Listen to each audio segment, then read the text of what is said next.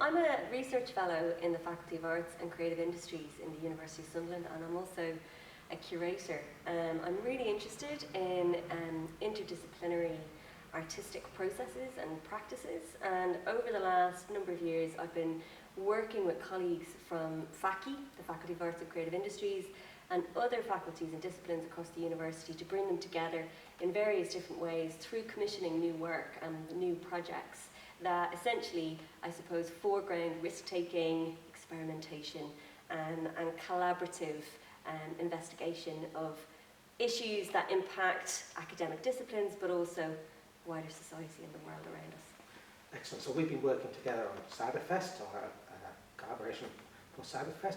What was it that particularly interested you in this subject?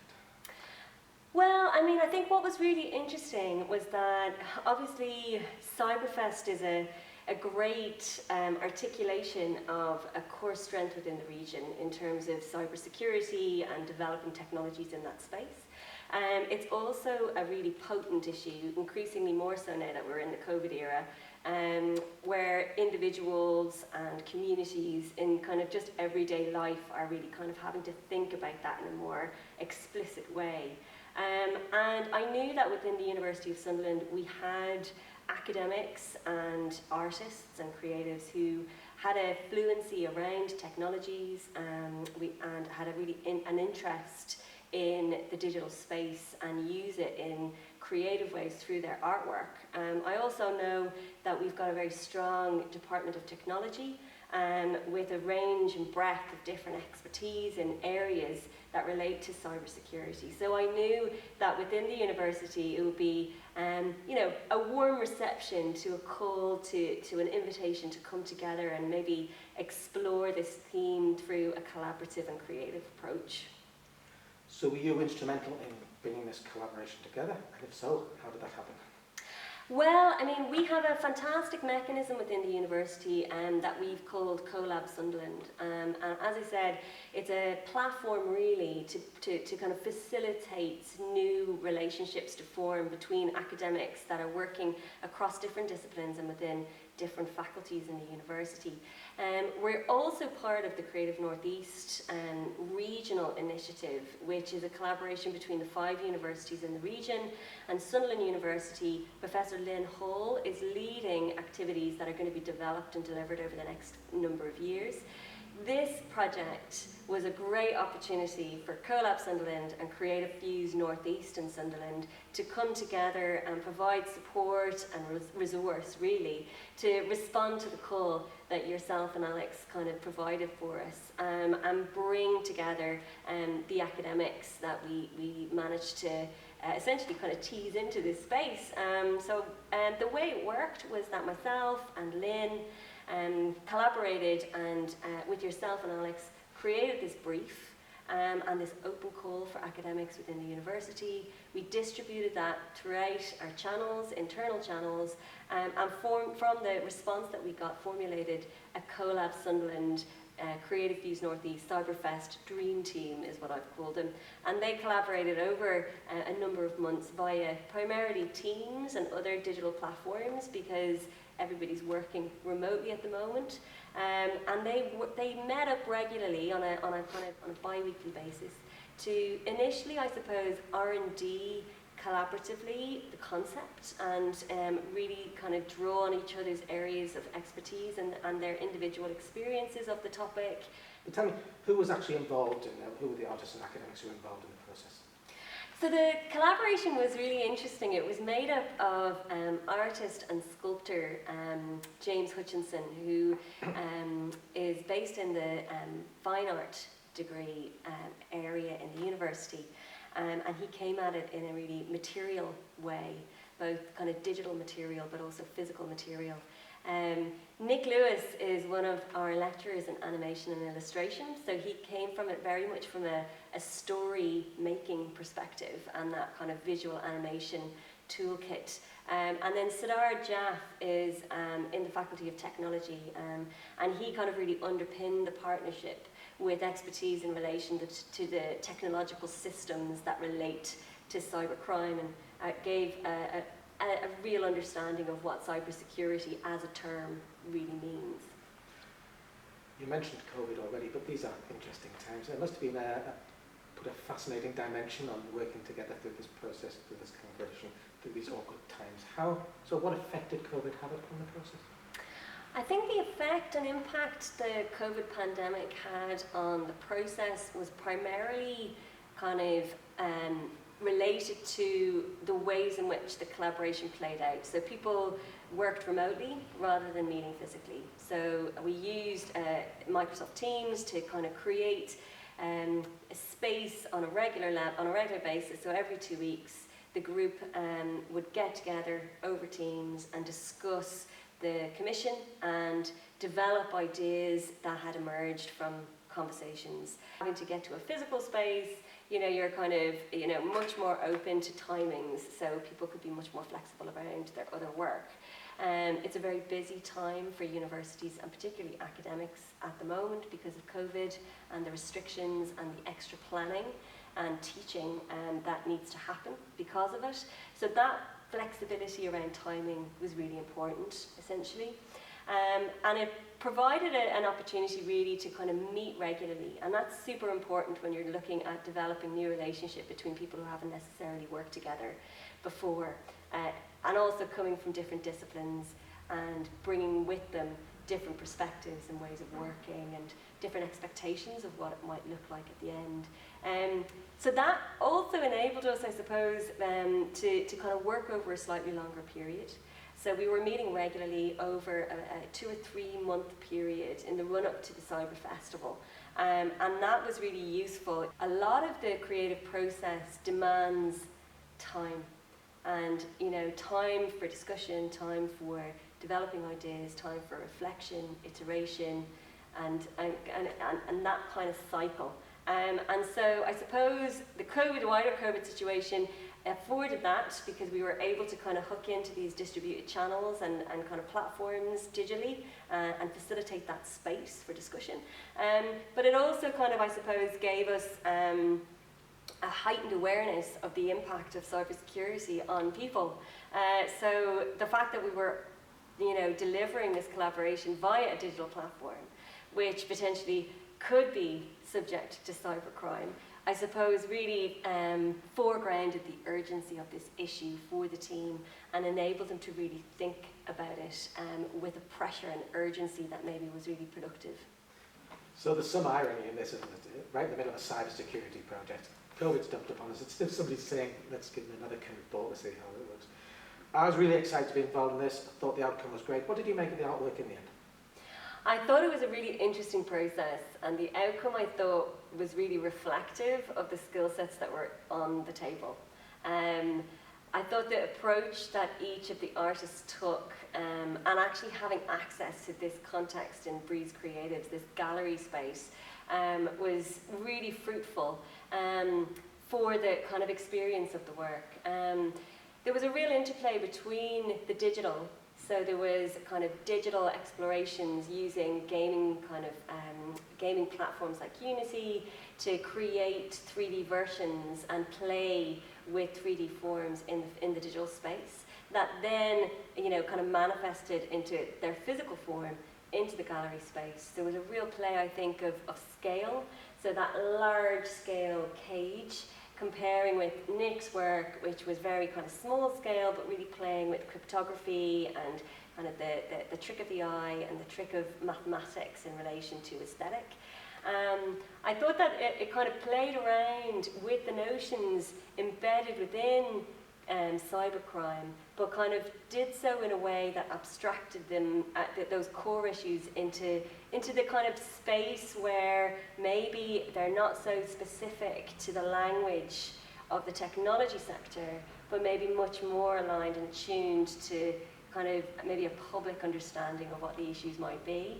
And in those kinds of ways, I thought it was a really successful outcome. I also was really intrigued by the kind of context of a gallery where you kind of come in and have an opportunity to meditate on some of these issues that the works provided. And I thought that it was a shame because of COVID that more of a physical audience couldn't be here, but because obviously we were able to do a showcase of the work and present it online during the discussion, that was a really agile and kind of responsive approach to kind of trying to get the experience of the physical gallery and exhibition into the virtual space, and I thought that worked really well. So in terms of the outcomes from my perspective, I think as a researcher, in terms of interdisciplinary practice that brings together different disciplines through a kind of complex challenge, the process that we went through and the methodologies employed to create an outcome of this sort and at this scale were really impressive under the conditions that we had to deliver in. And as a curator, I thought it was a really intriguing fusion of, you know, technological expertise and understanding alongside kind of narrative storytelling and kind of the physicality and aesthetics of form. And so just, you know, incredibly impressed by the academics that came into the fold and responded to the call in the way that they did. Excellent. I was extremely blown away by it. I thought we got very good value. I think we ended with 4 pieces when I was expecting 1. I think the way it played with fear, being captured, being trapped, being masked. But the piece around cryptography was, I think, would be a fantastic way of discussing these sort of things in an educational environment. It really showed you what cryptography actually meant without being mathematical.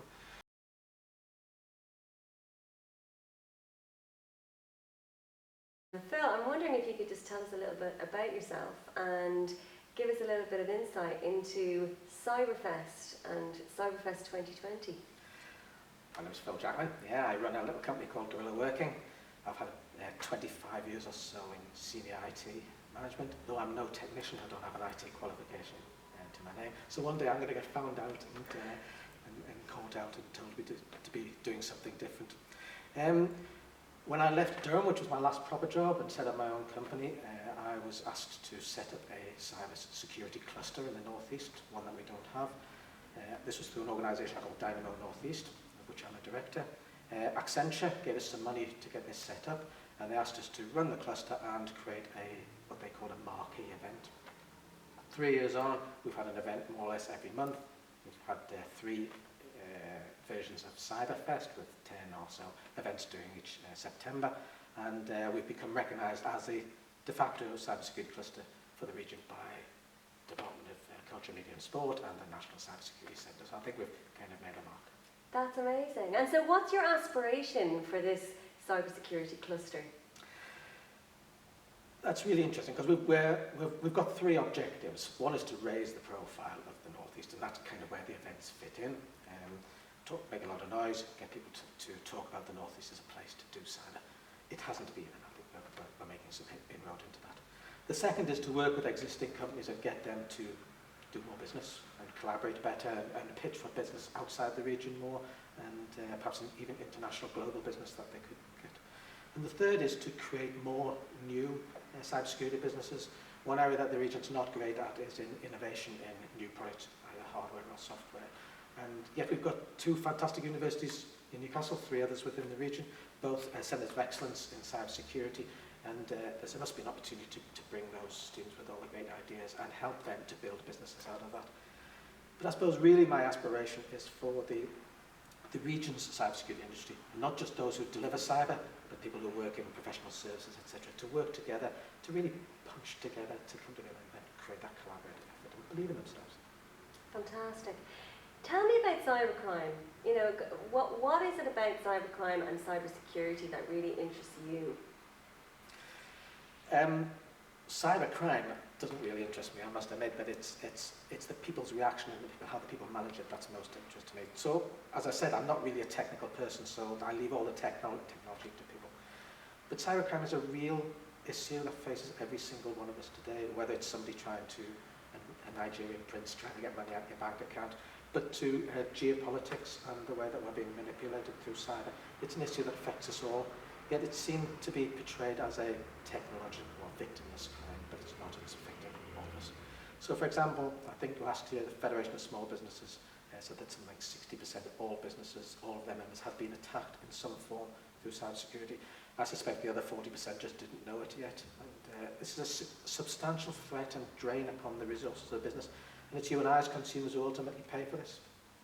And so in terms of businesses then, what are those kind of key challenges that businesses face in the context of cybersecurity and cybercrime? I think we need to take a step back and think less about cybersecurity as an issue and think of it as a risk, and you need to manage it as you would any other risk within your business. So we understand fire, we understand flood. So people understand the concept of having sandbags at the door or a fire blanket in the kitchen, that kind of thing. And I think we need to approach cybersecurity in that way. People are trying to attack your business, trying to extract value out of your business which you don't want them to have. You need to protect yourself against this. So it's a question of balancing risk and threat. And really, what I ask business leaders to think about is to stop thinking about this as a technological issue. Get it out of the IT team. They have a fundamental role to play, but this is a risk management issue that the board of directors needs to manage. So it needs to be looked at from various perspectives. So what was your motivation to get in touch with the University of Sunderland and Creative Fuse North East when you approached us to generate an interdisciplinary project in response to the theme of cybersecurity and cybercrime? So back in the good old days, when you could actually go places, we tried to make Cyberfest a geographically spread event, but also a niche spread event. So what I mean by that is that cybersecurity has many different facets. So for example, we want to encourage businesses to take this more seriously. We want to encourage young people and students into the industry, because there's 3.5 million job vacancies globally in cybersecurity at the moment. We want to encourage technicians to be on their game and develop their skills more. But I think there's also some different aspects that we wanted to look at. And so this year, I was particularly keen to think about creativity. The reason being that as I've said, I want to get businesses away from thinking that it is a technological problem. It's a people problem. All IT is actually a people problem. It's built by people, designed for people, to be used by people. And yet we're stuck in this sort of technological mire. And what I thought would be a really good and exciting opportunity would be to get people who, from outside the industry, to think about cybersecurity from a creative perspective. You see, the way I'm thinking now, if your job is do A plus B and get C, that is going to be replaced by a robot. A software robot will be doing all those jobs. And as those jobs are pared away, the only thing that's going to be left for humanity is to be creative. And we all need to find new ways of being creative in all the things that we do. If you think about cybersecurity, you've got one team of people trying to attack this team, and this team of people trying to defend against these people. And each of them need to be more creative in the way that they think about it. So why not have something around creativity and get creative people involved in that process? So that was my motivation. When I look back in history and we think of the Greeks and the Romans, and the only thing you remember about them is their art. And so art has a huge place, a huge role to play in creating that cultural image and cultural impression of the way we are. So what I was particularly interested from the artist's perspective is looking at this issue from perspectives that we have not come across before, getting people's views challenged about the way that they think about security and cybersecurity, to break down this myth that it is a technological issue. And I think the project that came out of it did that fantastically well. It gave us different views, different perspectives, different impressions of what the issue was. Can you talk to me a little bit more about what those impressions were? What were those key thematic areas or key aspects of the exhibition or particular works that really resonated with you, and why? Yeah, so if I remember the two that really stood out for me, the first was the mirrors, which highlighted to me or showed to me cryptography in a way that I'd just never really understood. I'd understood the concept of cryptography in a mathematical context, but seeing it visualized with the broken mirrors and the different, and how you have to stand in one place to see. That's a way I think that you could demonstrate this to children, to people who have no mathematical understanding, have no cryptography understanding, and they will understand the concept of how putting bits back together again in a certain way means you can see the message. I was also intrigued though by the cage, the sense of being encapsulated, captured, controlled by cybersecurity. But then when that was put on into that on-screen demonstration, and it grew hair and it morphed itself, made me realise that actually what we see on the screen is often not reality, and cybersecurity is very much about creating an impression of reality that doesn't exist. You know, your boss is asking you to sign off this amount of money that needs to be paid urgently. Somebody's masquerading as a friend online, and it made me think of those concepts, but in a different way, that I think only that artist could have done. Fantastic. And so, what are the key takeaways? I mean, from your collaboration with artists and this collaborative, interdisciplinary team, is it something that you think you might do again? Oh, I'd love to. But well, the first thing is there's some great people out there, and it's just been fantastic working with people. When I started off the process, it was a stupid idea that I had in my head to do this kind of thing, and people just got around it and have delivered fantastically. I think drawing on people's personal capital was part of the issue, and we seem to be thrown a curveball at every opportunity I mean, it would have been great to have had the exhibition here, and I think that would have given it a different perspective, having more people in the room. But life's life, and we adapted very quickly. So I think that the lessons that I'm going to take away is that if you've got a dream, go for it. Yeah, get the right people involved, use the skills that they have, bring the skills that you have to that party, and if you believe in something, you can make it happen. Sounds very Disney-ish. Why not? We need hope. We need dreams in these times. Absolutely.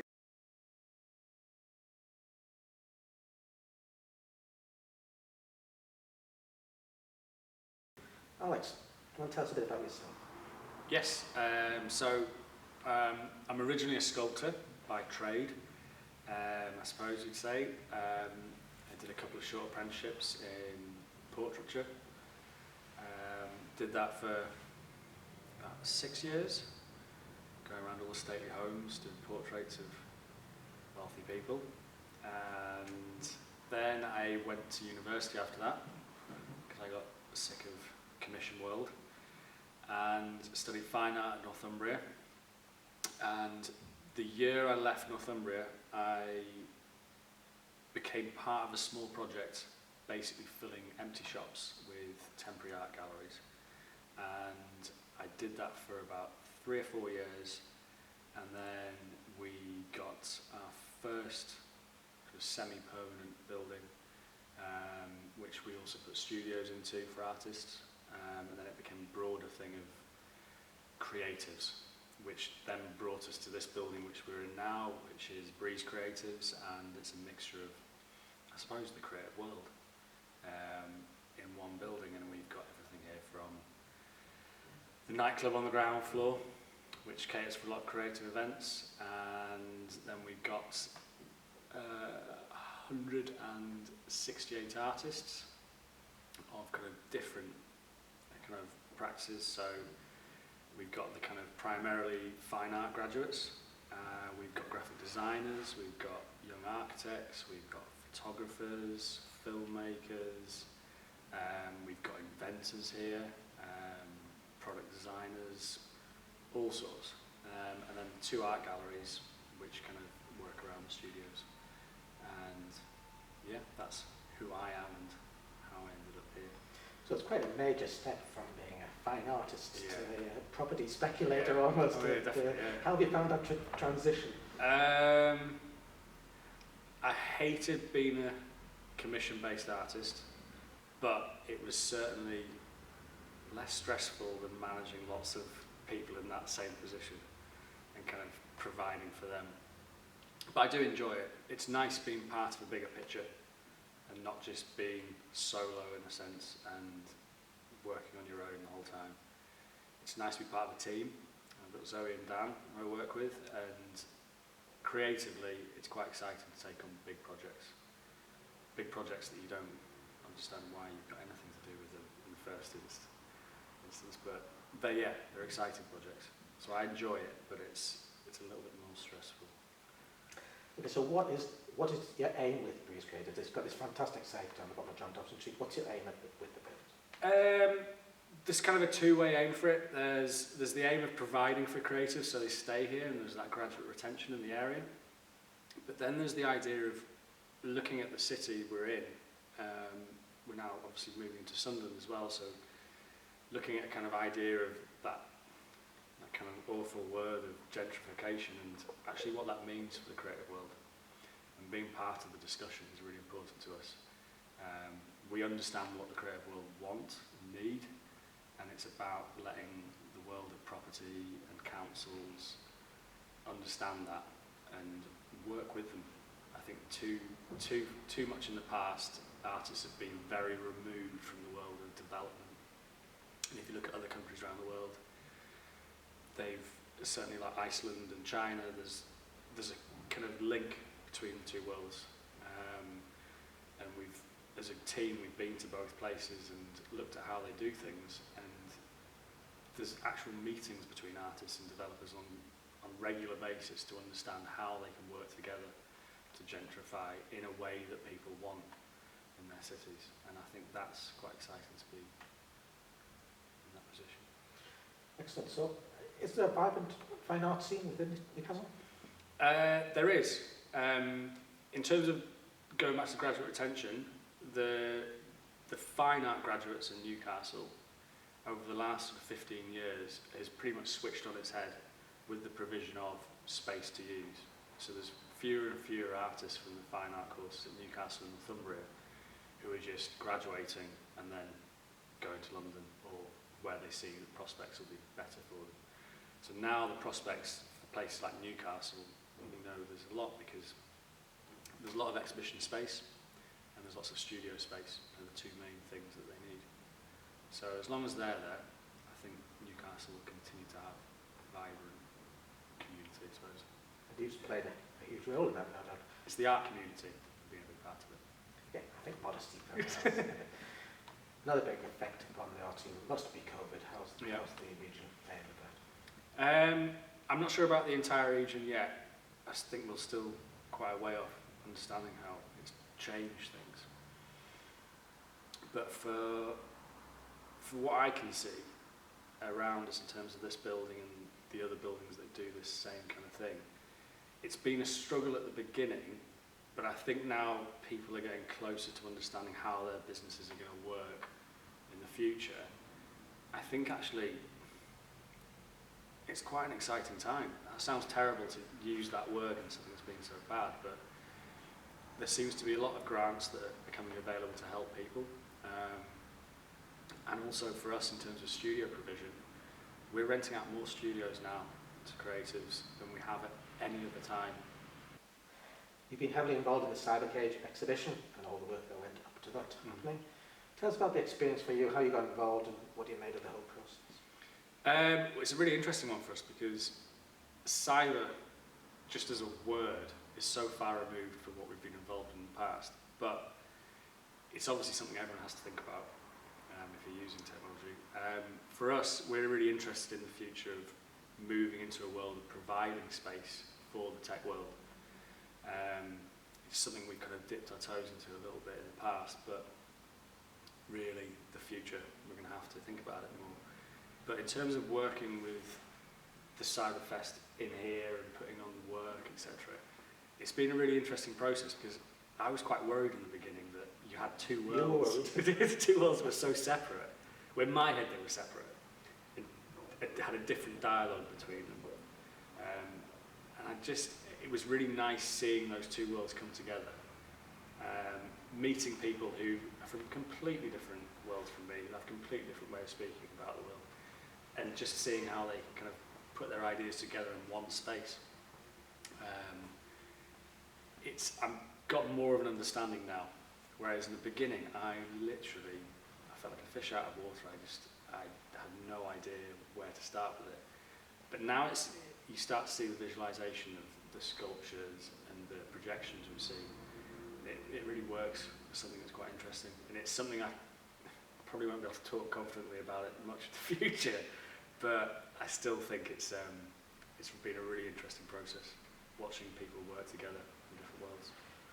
I think you hit the nail absolutely on the head.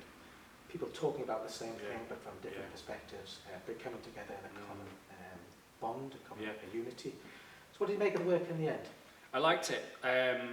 It's always a worry from a gallery perspective that if you get people who have different artistic practices working together, it's really hard to make those things gel and to come out with something that's concise and doesn't look separate but pushed together, if you know what I mean. And with this, you know, with the cage itself, I mean, James Hutchinson, who did the cage,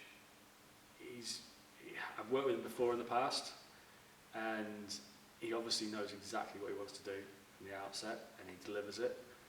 But it was nice seeing a kind of something that I could understand from someone who doesn't understand the whole world of cyber. I could understand from his piece of work what they were trying to get across. And it made sense in the end. So from that, bringing a layman into it to understand something he didn't previously understand, it worked. So I liked working with the artists, and I liked the work they made. It was all good. Excellent. And it's a shame that more people couldn't have been here to see it. Yeah, it was a shame. It was weird doing something online with all the problems that has. But maybe it'll be the future. I hope it won't be. But it was a way of making it happen, which I think had to be done. Yes, I'm hoping it'll swing back to be having a much more mixed economy. Yeah. Because there's no substitute for face-to-face conversation. No, definitely, yeah. But in terms of engagement, though, it's, you know, from a gallery perspective, we're always trying to get people interested in the gallery that necessarily can't get here, and how can you do that online? And it was quite nice being forced into a position where you got to actually have something visualised from afar. If we're going to end up with this sort of hybrid world, part online, part physical, what role do you think the physical space that you've got here will play in the future? I'm hoping it'll still exist I like to think of the gallery as a place that it's completely obviously subjective to the viewer, but I do like the idea that it can be quite a meditative place that people can come to and escape from everything else. And obviously that's dependent on the artwork itself, but having that escape to go to, and whether or not you can do that virtually is, I suppose, the next big test. But until that test is kind of proven as something that can work with whatever technologies come out, whether it is VR in galleries, I suppose that has to be proven before we can kind of, in a sense, let go of the gallery space in its kind of current form. But I could see everyone in the art world fully embracing it as a way forward, because spaces like this cost a lot to run. And if you can do it all virtually and have a bigger audience, potentially, it's quite an exciting prospect. But also seeing how those technologies in a way prescribe the work as well. How does the work that is exhibited in galleries, how does that alter and change to keep in line with new technologies? Does that mean that the older forms of artwork are going to be changed and not exist or not be relevant? I think there's lots of discussions to be had around it, but hopefully it'll be a gradual process. It'll happen as organically as it can, I suppose. But I guess that art has been reacting to circumstances throughout history. Yes, from the first paintings to... It's got to, and I think these early stages you'll start to see that. And with things like COVID, you'll see some amazing reactions to it in the months post-COVID, whenever that is. But I think people are starting to react to it now.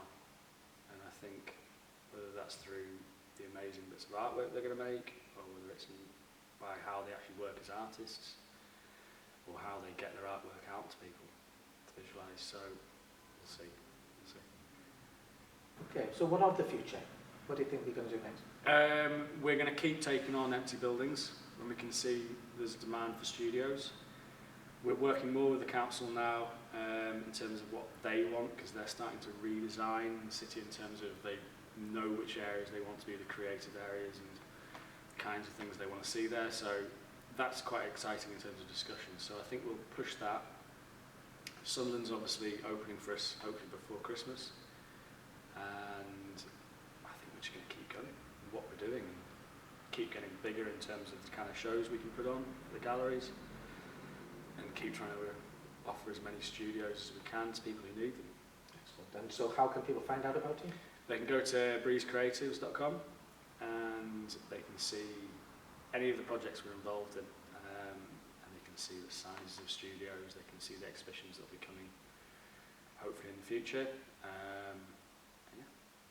Anybody as old as I am will remember Tuxedo. Anyone as old as you, The Phil. building above that, yeah. We can cater for the oldest people in our community, the youngest people in our community. We actually have people in our studios. We've got the oldest person we've got in our studios is 84, and I think the youngest is 16. So we've always had that, but it's always really important to us that the studios have a good balance of young and old. Thank you very much, Alex. All right, cheers. So I'm Nick Lewis. I'm a lecturer at the University of Sunderland, and I lecture in illustration and animation, and I've also worked in the games industry and the concept art industry, so a whole range of digital industry, which is my contribution to this project. So my response comes almost from a games background in terms of it being more of a kind of mathematical response to it. In games, we combine maths and artwork together a lot of the times as programmers working with artists. So the response that I've got is very different from James's in terms of I'm looking at it from a mathematical perspective. What I've done is taken these small mirrors. I'm reflecting a small patch from a piece of paper at a particular angle so that when you look at these little mirrors, there's 8 by 8 grids, so 64 of them. You should be able to see, if you look at from a specific place at a specific angle, you should be able to see a picture. The principle of that is that it works in the same way as cybersecurity, in a way a password would work or encryption would work, where you need to put in the right numbers, the right letters, in order to be able to see the information. So what's been interesting about this, it's a physical object, so it's a group of mirrors, and they reflect and create a pattern or show a picture from when you look at it from the right angle. But what's really interesting, and what I didn't expect, was when I watch people use it, because in the same way as passwords force people to put in the right information, this forces you to stand in exactly the right position. So, and when people do see it, you can immediately see the expression on their face change. They say, oh, I can see it. So that's in itself is part of the artwork. It's the piece of work itself, which I enjoyed making. I had to use a light reflecting lots of the light off the mirrors, which creates a kind of mirror ball sort of pattern. The mathematics of it, being able to angle the mirrors correctly, but also then watching people's response to it, and they have to stand in the right place and exactly at the right angle. So, that's my take on cybersecurity and the way that cybersecurity works, both in terms of people's behaviour, but also the mathematics of it. So, what are the key topics I took forward in the work? The key topics were mainly encryption. I looked at a few things. There are a mirror encryption. I spoke to Sidar a lot, and he talked about the way they might do simple encryption, use simple encryption in their own processes. So encryption is the main topic.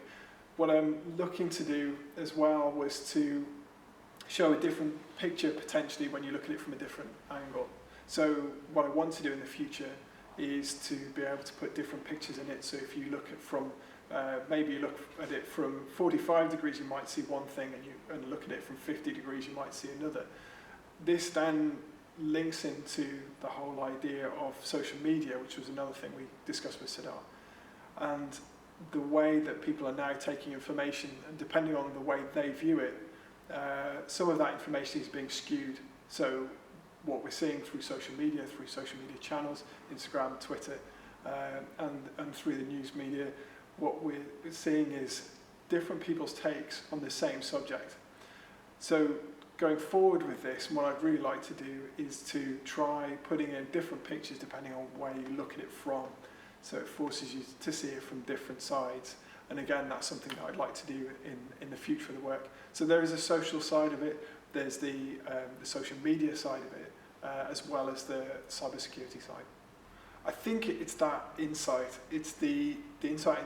It's obvious that people, it might be an obvious answer to say that people will see things differently, coming at it from different angles.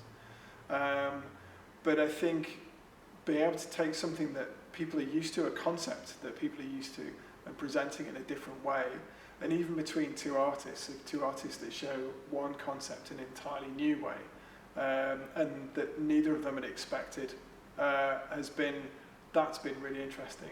And I think it's that, and actually even in terms of education, and Sardar pointed this out before, was that if we were to take, if you take a mathematical concept, people who are very used to the maths and interested in the maths can latch on to that, and they can understand it.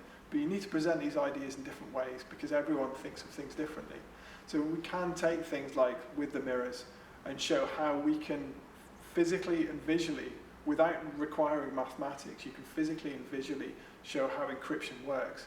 So as an educational tool, that's another thing, and it's another thing that I'd like to try as well. So there's several different, there's the value in it has just been all of these different outcomes, from education to representing an industry, an idea, and letting the people who work within it reflect on it and see it from a different angle. Hello, I'm Dr. Sardar Jaff from the University of Sunderland, and I'm a senior lecturer in computer science. My main research activity involves two areas, and that's natural language processing and cybersecurity. In cybersecurity, what I'm really interested in largely is cryptography and social media platforms in terms of the privacy and protection of the personal data. Brilliant. So, in the context of cybersecurity, can you tell me the role of cryptography?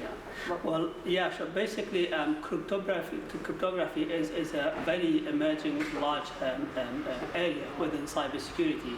And there has been a lot of work that's going on in the cyberspace in terms of improving cryptography. What cryptography itself is about hiding information or kind of presenting it in a way that are not unintelligible to unintended recipients. So there are two kind of parts of cryptography altogether. One of them is when we are hiding information, and we call that encryption. And we hide information for security, for confidentiality, and the protection of the information or the transactions that are happening in the cyberspace. And the other part of it is a kind of reverse engineering of the encryption, as we call it decryption. That's basically making the information intelligible again, or recovering the information that's been hidden from like certain unintended recipients. The role of cryptography in cybersecurity as a whole is there are three elements in cybersecurity that we always try to achieve it, and that is the confidentiality of information that are going on in the cyberspace, the integrity of the information, so that if it's not intact, it's not modified by an intended recipient, and is the availability of the information, so that we can have those data or those information when we need it and make benefit or make use of it. So cryptography largely provides the two of those elements, which is a confidentiality. When we are doing transactions, whether online transaction with the bank, logging into our bank accounts, whether sharing our information with our GP in hospitals, or whether sending classified correspondence, whether the military is sharing other secret national important information, they need to remain confidential, so that these information, they only kind of interpreted and intelligible to the people who are intended to receive the information. And cyber criminals, they always try to access that information. And when they access it and they make use of it, that's when the problem arises. Basically, the information will be abused and it will be used for criminal activities. The other role of cryptography in the whole cybersecurity is the integrity of information. So often when we have the information is encrypted, even when they get accessed by criminals, they can't interpret it, and therefore they can't really do much modification, much changes to it. So those are two really important elements that cryptography provides in the cyberspace. And as a whole, together in combination, they will provide a protection to the users and to the companies and industry as a whole. Brilliant, thank you. Then the second aspect of this is the social impact of cybercrime and the role of social media within that space. Can you tell me a little bit about that? Yeah, basically, many decades ago, we had a lot of us, we were communicating and interacting with the physical world. The cyber world wasn't that much impactful to our life. But now, in the last decade or so, where social media platform emerged, and they provide a very easy, flexible, and a very cheap, often just free of charge, medium of communication to the people in the society. So people took on to the social media, and they share a lot of information. Individuals, mainly they use the social media for their personal use, maybe for entertainment, maybe for just communicating with family, friends, and so on. Organizations or companies on the other side, they use it for their business interests. What is really going on, and a lot of users starting to realize the impact of the social media on their life, is the privacy of the information. We will subscribe to social media platforms, and we provide all the information about us that we would think it's okay, like your hobbies, for example, your interests, your job, and your friends, and events that you attend, all that sort of things. The companies, they use those information, the industry, even though they're private personal information, but they use that information for business need, which is about creating targeted marketing or advertising of their product and services to you. Now the issue is coming up, people realizing, individuals, that their personal information have been used for the benefit of businesses without maybe their consent.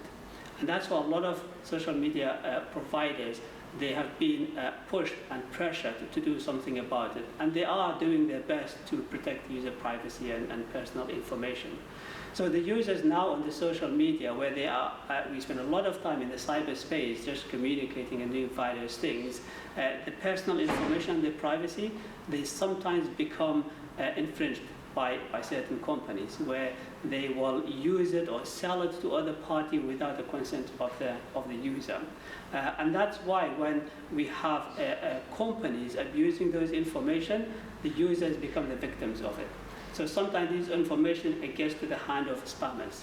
And spammers basically the people who maybe they have stolen the information from the people, and then they will start bombarding those individuals with kind of unsolicited products and maybe products that is not really interested to the user. And that creates nuisance for the user. So from the privacy perspective, it's impacting user individually a lot. From business perspective, there are protections or data protection laws that came in effect in May 2018 and so on, where it requires all the companies to protect those information, to make users aware of what they do with the information or the personal data, and also to only use it for a limited period that is necessary. So that sort of things now, politics and governments is starting to interfere, and not so much interfere, but having a role to kind of protect the user privacy and not allow organizations to abuse the users and their privacy. So it's kind of becoming a network of complex interaction between individuals, the companies, the provider of the social media networks, the government and politicians, and that sort of thing. So everybody is starting to become kind of aware of the issue of privacy in social networking media. Brilliant. So you, in this collaboration, you've been working with two different kinds of artists. You've been working with an animator, an illustrator, and you've also been working with a fine artist. Yes. I'm interested in your take on collaborations between art and technology, and maybe the role that art takes in complex topics such as cybersecurity. Yeah, basically in the world of computer science, as academics, we do a lot of work, a lot of research in these different phenomena that's going on in cybersecurity. And often we interpret the data in the way that it's more understandable to us. It's kind of a standard, kind of tested ways of interpreting these information or these phenomena that we have. So in cryptography, for example, in computer science, a lot of the time what they do, they use mathematical formulas, basic mathematical theories and stuff they're using to create these crypto systems to encrypt information and so on. And then they will interpret the efficiency and the robustness and the secrecy of that information and so on in the way that's been established, to test it. It hasn't been many work in the field of computer science to see whether we can interpret that phenomena in a completely different way, away from mathematics and technologies and algorithms and that sort of things. What I found very interesting and fascinating collaborating with Nick is the way he has developed a crypto system, essentially, that would decode information, like as an image, for example. And that was very fascinating to see that art on its own, it can produce a crypto system that can really hide the information from an image. In other words, it can encrypt the image itself. And the intended recipient who needs to see the real image or the real information, they know exactly how to use that system, how to decrypt it. So his work was very fascinating in the way that it uses very simple objects like small pieces of mirrors and some sheets with drawing boxes in it and stuff like that. And it's a very simple idea, but it's very powerful when we think about it. And I haven't really realized that power from art to apply to cryptography before this collaboration. But now when I look at the object or the system that he's developed, it doesn't have just to be applied to small boxes in pieces of paper. It can be applied to words as well. We have 26 characters, for example, in many languages, and we can use that to see if we can encrypt a message in a sheet of paper, and that message could be then decrypted by the person who knows where exactly to stand in front of those small mirrors that is within the system. We can have maybe, for example, multiple images that they can interact together to create a sequence of image, at the same time how to move, for example. So images is just a still object, but if you are kind of combining multiple images at the same time, it creates a change of kind of movements. And you could use that same concept that Nick created to kind of hide emotion in an object.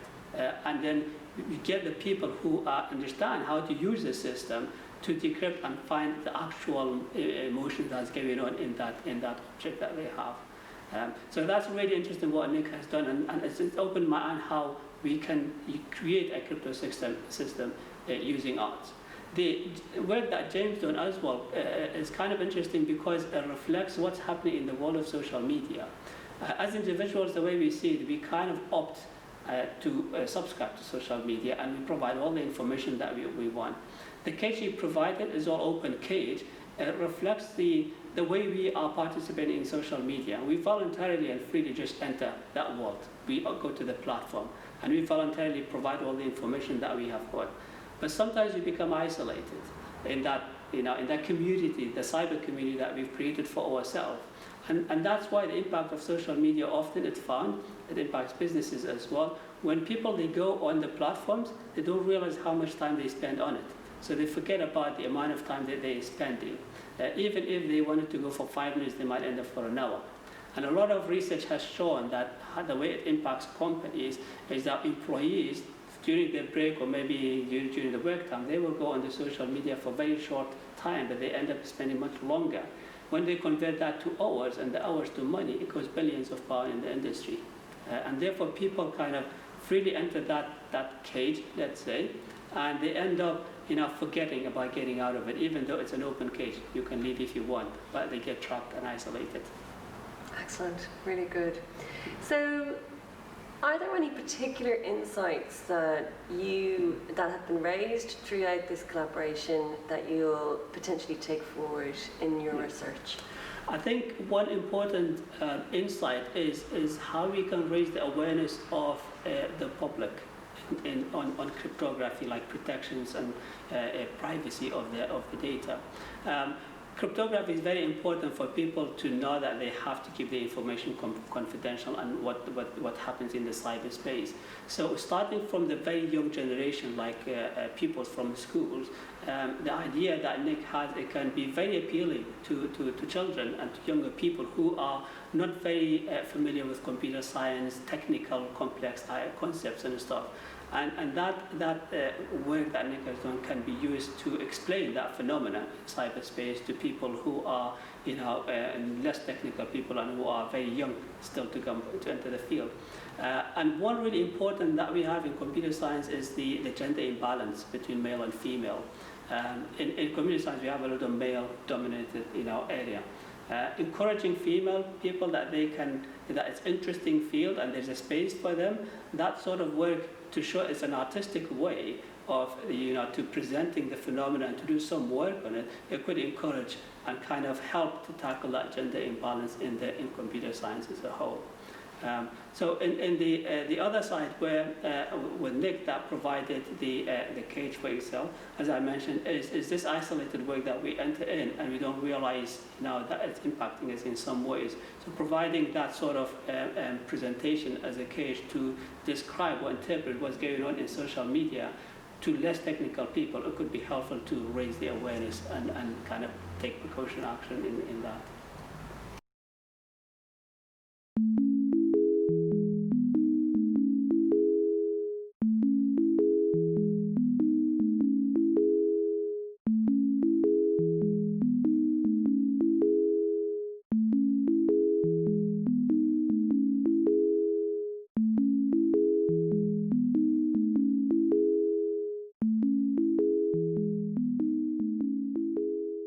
How would you like to explain your response to cybersecurity? Okay. Well, my response to cybersecurity has been the cyber cage, and we kind of realised it together as a sort of provocation. It's a work which tries to describe a utopian world where you no longer need to keep secrets and therefore no need for cybersecurity, because it's a cage without walls. So essentially, it's building on a series of works that I've made around the theme of cages. So I've made a series of clay cages, which I've scanned using photogrammetry and then had 3D printed at Fab Lab in Sunderland, and I'm having them printed in Paris as well for an exhibition in Gallery Albert in December. What were the key topics you took forward in this particular work? What I wanted to do with this work was look at issues of scale. Having worked with 3D printing on quite a small scale previously, I wanted to make something which was maybe site-specific. So we designed it to fit from the floor to the ceiling in this space, and something that would have a presence in this quite large gallery type space at Breeze. So it's built using recycled materials, which we gathered from a previous Creative Fuse project organised by Di Maidstone for the new bridge in Sunderland. And once that project had finished, there were some leftover materials which we moved from Fab Lab to the sculpture department, and they've been recycled in different iterations over the last maybe 2 years now. So previous versions have involved sort of hanging the pipes in a kind of mobile, Calder-esque mobiles, but on a obviously large scale. James, can you tell me about the kind of art historical lineage that has woven into this work? Well, there are various themes that have run through, obviously the pipe works, if you like, but there's also a series of works I made called the Hairy Project, which was exhibited at Berliner List and involved applying hair to sculptures digitally using software, but then making 2D prints from that. But I was thinking around the idea of cages, and various artists spring to mind. I mean, one of which is Andreas Slaminski, some of his early works where he fabricates cages from everyday objects and traps, if you like. But also you could possibly look at some of the vessels that Damien Hirst uses to contain his sculptures. And then obviously a big influence on my work has been Eric Bainbridge and his use of fur fabric, and then also possibly knit cave, this idea of a kind of kinetic performative element in the work. Fantastic. So, can you talk about the relationship between your work and response and how that kind of engages and intersects with your collaborators' input, their artworks and their particular methods? Well, it's been a pleasure working with everybody. We've been meeting up on Teams on a Friday afternoon during COVID lockdown, and we've discussed many ideas which haven't actually been realised. But essentially, it's been great looking at analysing data and the data that Sadar found, and that fed definitely into the soundtracks for the artworks. The idea that we could take data from Twitter and then get the computer to read it out, but to select a kind of, I think it was the first tweet of the day, so it's about just after midnight, for 7 days, and we selected the idea of something current. So we were looking at tweets about COVID and at the beginning of the lockdown. So that's been so we took that and then through Excel got the computer to speak the words out, and then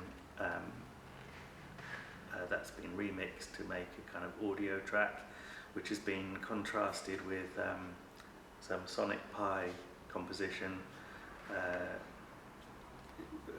to give a kind of more harmonious, minimalist soundtrack to contrast the kind of noise of the rants on Twitter about COVID. Then it's been an absolute pleasure to work with Nick, who is a very skilled animator and is very au fait with Maya, and has been able to realise the impossible versions of Cyber Cage. So the hairy Cyber Cage and the invisible Cyber Cage. Been an absolute pleasure, and it's made very many different changes and adjustments to the animations, and yeah, it's been great to work with someone with specific skills around animating. And so, now that you've kind of gone through this process of a collaboration with colleagues in animation and in the Faculty of Technology, where do you see the role and value of collaborations of this sort between art and technology lying? I think there's huge value in art and technology. For many years I've been a member of Ars Mathematica, which is an organisation in Paris which links mathematics and digital sculpture, if you like, and they organise conferences and exhibitions. What insights have you taken from this collaboration that maybe you'll bring forward into your work? So the value of working with skilled technicians and people with specific skill sets, I guess, like an animator or like a programmer. You've worked with an animator and a fellow colleague in the Faculty of Technology on this project. Can you talk to me about the value that you see in art and technology collaborating? Yeah, well, there's a huge value in art and technology collaborating. Obviously, there's huge historical precedents that fine artists have employed technicians and applied the technology of their times. for example, Andy Warhol using the screen printing technology to make his paintings, and more recently Jeff Koons using robotic milling, CNC milling to generate marble sculptures in Carrara. And obviously more locally, Anthony Gormley working using 3D scanning to and a team of technicians to realise his sculptures. So, and also obviously new media art, using digital